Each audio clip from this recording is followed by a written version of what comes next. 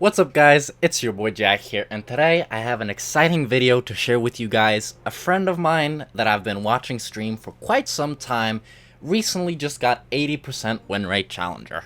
Now, to me, and I think to everybody, that is an insane, absolutely insane achievement. And I want to kind of break it down how he managed to do that. Now, first of all, I want to give shoutouts.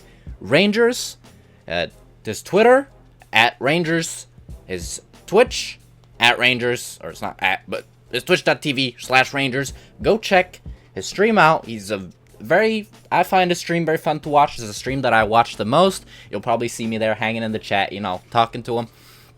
And is a pretty good streamer. And he's also an extremely good player, as you'll see from his stream, and also from his fucking account. So right now, he is 473 LP, with an 80% win rate and an 81% win rate on JAX, his most played. I'd say he's a Tryndamere and a JAX 2-Trek. He mostly plays Tryndamere on stream, but I think his JAX is a bit better than his Tryndamere, and he also... JAX is just a bit better in the meta, I think. At least that's what I have gotten from watching him play.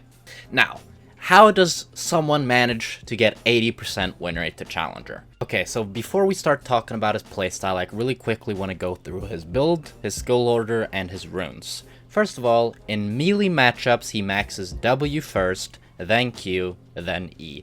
In ranged matchups, he maxes Q, then W, then E. For the runes, it's pretty standard. He goes Conquer, Triumph, Legend Alacrity, Coup de Grey, Celerity, and Gathering Storm. And he also sometimes goes Scorch and Low Elo. He also has two builds, one that he uses in more high elo, and one that he uses in more low elo. Or when I say low elo, I don't really mean actual low elo, but one that he uses in Master and Challenger, and one that he uses below that. His high elo build, the Master and Challenger build, is Triforce first item into Titanic, Hydra, into Starax, Gauge, and then the rest are mostly situational items. And he also sometimes goes Frozen Mallet instead of the Titanic early game, and then you finish the Titanic later.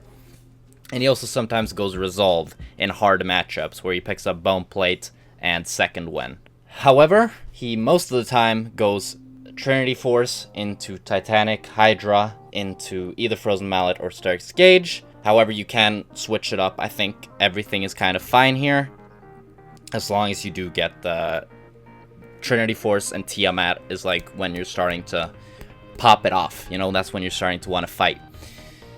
And his low elo build, really quickly, this is like what he uses in Diamond and Under, pretty much. It's Trinity Force into Hextech Gunblade, into Gnasher's Tooth, into Starax Gauge. He also sometimes goes Rage Blade instead of the Gnashers. I think that's a little bit less troll, but essentially the point of the build is that you want more damage and more attack speed rather than the health that you want in higher elos. And now I recommend most of you to go the high elo build that he goes, because the only reason that he goes this build is because he can snowball so hard, and unless you are smurfing, you probably won't snowball as hard, so you should probably go the build that he uses when he actually is tryharding. So the first thing that you need to have is a Duokyo. This kind of win rate is absolutely not possible, especially on top lane, without a Duokyo partner. So Rangers plays with a jungler.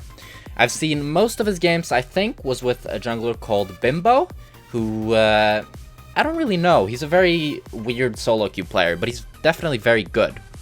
And he's duoed a lot with him, and found a lot of his success with Bimbo. And the thing is, how Rangers win so many of these games is that he can consistently punish his opponents in lane. In almost every single game that I've gone through, is he able to solo kill his lane opponent. He's able to solo kill pro players, challenger players, consistently, you know? Because he plays it so extremely well. He's very good at comboing with JAX. With JAX, the combos are really important, and he's quick at them, and he can also quickly punish positional mistakes. He doesn't tilt, he doesn't play a grind of games, because when you play a grind of games, if you play like 10 games a day, then you're bound to lose some because you're not on your 100% the entire time. So he takes, maybe he plays 1 game a day, 2 to 3 games a day on that account, and then he's done for that day. You know? A few wins, and then he's done.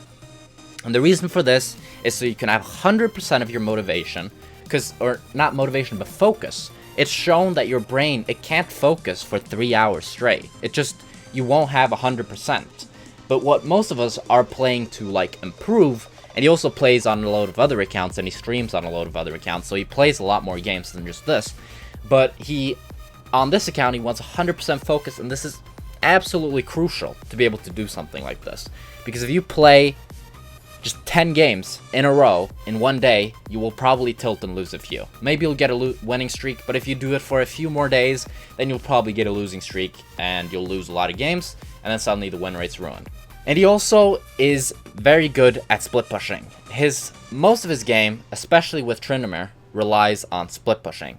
He will win his lane, split push the game, until he can finish. Because how he plays it is that once he's won his lane, he gets strong enough that he can dive the enemy top laner from full health. And then, when he split pushes like bottom lane, then the enemy team is fighting for Baron, and his team is not fighting, but they're contesting Baron, and like both trying to get vision, then Rangers can just dive their enemy top laner and continue pushing until they have to send another person down. And when they send another person down, his team can engage on the enemy team because it's a 4v3. So by always having this much pressure, he can win just through pure split push. And now also, once he then gets so fed from the split push, he gets a lot of CS, he gets a lot of kills from killing the enemy opponent. He can also join team fights and just insta-kill the enemy ADC, use a flash Q with the E up, and just stun them, and then combo them with the Titanic Hydra or Tiamat auto reset, and the W auto reset, and just instantly kill the opponent in a matter of seconds. Another crucial thing that I've seen on how he plays this JAX is ward hopping. Being able to do this very quickly, I'd say, is as important as ward hopping on Lee Sin. Because there's been so many ganks that he's able to escape with just jumping away on the ward. Now, it's a bit harder now with the increased CD on the trinket wards, but it's still something that you should keep in mind. Always try to have a ward up, so when you get ganked, you can just jump away. Because JAX can be a pretty safe champ with your E and your Q, because you can easily get away from a gank. And once you're able to utilize this, then you can push up even further, because then once somebody comes, you can just jump away on a ward, you know? So that means that your split push is even more dangerous because you have that added safety, that if someone comes and you can't fight it, well, then you can at least get away. And being able to do this quickly enough is really important, because if you're fumbling on your keyboard, then you won't get the full effect off. League is a game of inches, and if you're not able to do something perfectly, then it can impact your entire game. Just one movement command can be the difference between death and a kill. So you have to keep this in mind. It's very small, the difference between outplaying your opponents and inting. You know, it's just one click. One misclick, one too slow of a reaction, you didn't flash, you didn't ward hop fast enough. Stuff like that is really important in becoming mechanically better. But macro-wise, as I've said, you want to split push, keep your eyes on the map. Extremely important that you're always looking at the map so you know when people are coming, and keep in your mind, can I fight this? Can I 1v3? Can I 1v2? Do I have to back away? Do I have a ward up to ward jump? Stuff like this is important to keep in mind. But I just want to give huge props to Rangerzx. He's a fucking beast. Check out his stream. Links in the description. Check out his Twitter. He posts cool tweets and he brags about his win rate, which, you know, we all want to see. He also got 5 losses to Master, which is also insane. And yeah, I think he's a very, very good player, and you should check him out. Thank you guys so much for watching this video, and leave a like if you enjoyed this type of video. I usually don't analyze other players or try to tell you like what they're doing, but since I've been watching Rangers for quite some time and I thought this was really, really impressive, I wanted to shed some light on it and try to explain a bit how he did it. And to be honest, guys, just get good.